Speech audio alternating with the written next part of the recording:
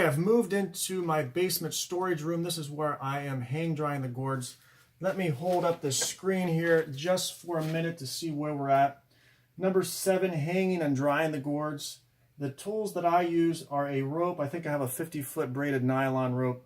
The type of rope doesn't matter.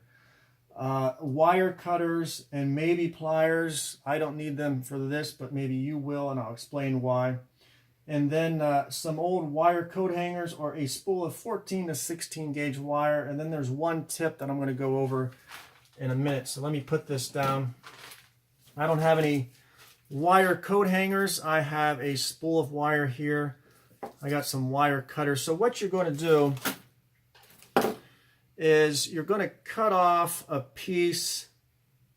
Okay, take your wire cutters, get your coat hanger or your spool of wire, cut off like a piece of 5 to 7 inches long of wire. And if you can, if your finger strength is enough to do it, bend hooks into ends of that wire so you have something like that, okay? And if you don't have the finger strength because of arthritis or whatever, use some pliers to bend that. So let's see. So let's say we just got finished with this gourd in the last section. We've soaked it, we've cleaned the inside. This thing's going to be saturated and damp. We need to hang dry it before we can stain and seal it. So you're going to take your hook, you're going to hook it through, okay, the hanger hole. And then you're just going to hang it on the rope, okay? Real simple. You're going to do the same with the lids, okay? Make a hook, hook it through one of the holes, and then hang it. Let's see, so one last thing, one tip. I'm in the basement. Obviously, my floor is concrete. I've dropped some of these over time.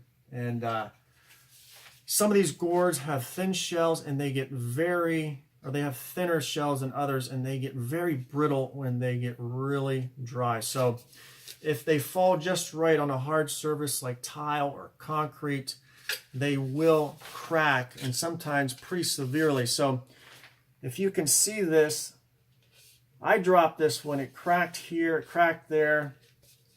Okay, so what I did is I put some Gorilla Glue in the cracks, and then I got a large clamp and I gently clamped it together and let it dry. So I think I salvaged it. I'll just take a razor blade and scrape off some of that excess glue. But point is, the tip is, if you are working over a hard surface and hanging these gourds, be careful. Or if you have an old piece of carpet or old towels or pillows, you can put those underneath these gourds as a literal safety net. Otherwise, that's it. Let them dry a few days.